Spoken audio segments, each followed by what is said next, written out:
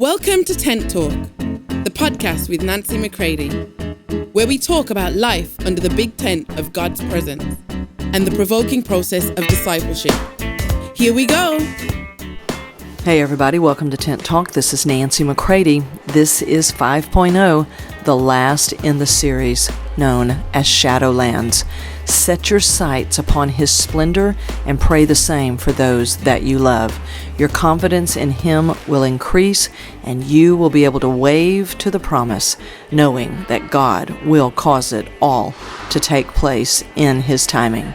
So my friends, I encourage you, say hello to your big future with God and continue to walk with Him, and say goodbye to living in excruciating pain and step into the exquisite pain of really being alive, really living, and really loving.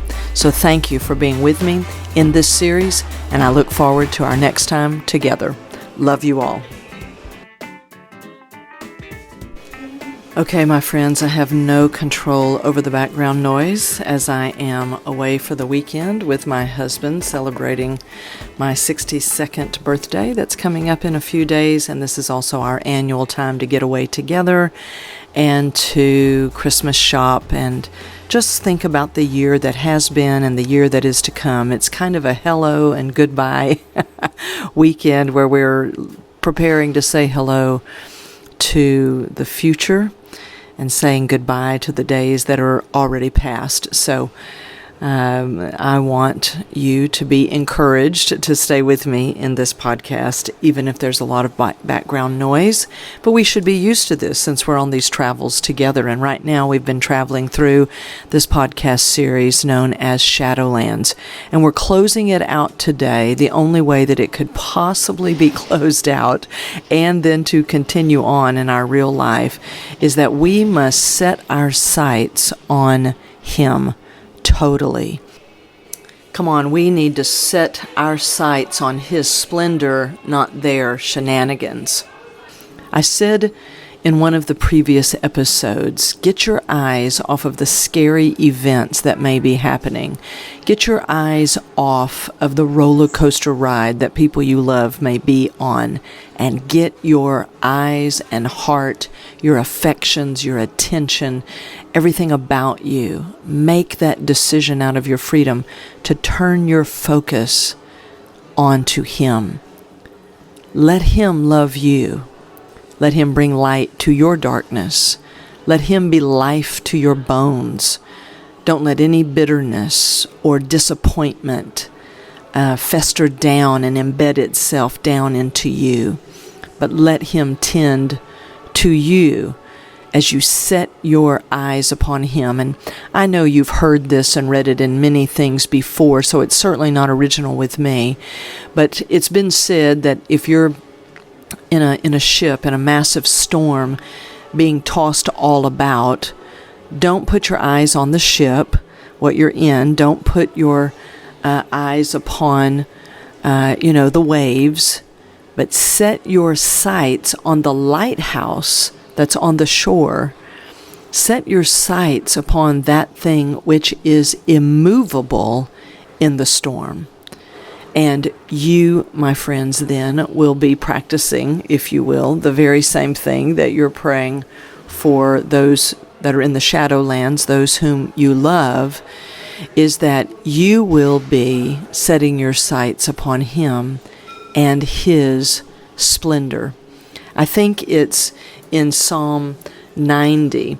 Remember, I referenced this book that I have read throughout the years, and it is called The Hope of a Homecoming, Entrusting Your Prodigal to a Sovereign God. And in the opening pages of it, one of the authors talks about how this psalm came to them and how it so invigorated them. And in Psalm 90, it is in verse 16. It says, Lord, make your deeds known to your servants and your splendor to their children. And so I want to say to you, set your eyes and affections upon His splendor. Don't try to imagine Him. Let Him reveal Himself to you during these days. And then pray that. Pray that for those whom you love, who you are attempting to, intercede for, and to learn how to walk parallel to them, not enmeshed with them, whether it's a sibling, a child, a grandchild, a friend, whoever it may be. Your heart set upon Him, and then He reveals Himself to you. He will bring you into the deepening knowledge of Him. And my friends, this is what will calm all of your innermost being.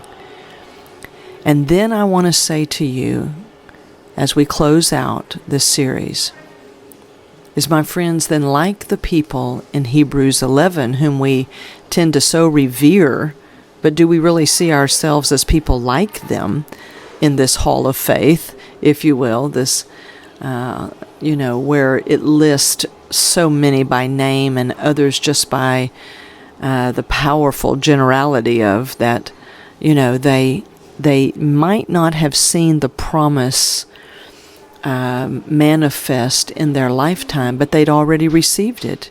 In one translation, it says they waved their greeting to the promise.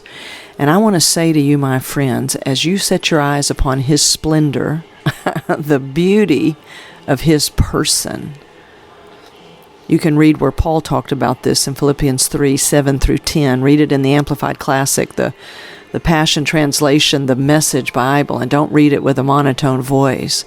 The wonders, intimately, progressively seeing the wonders of His person.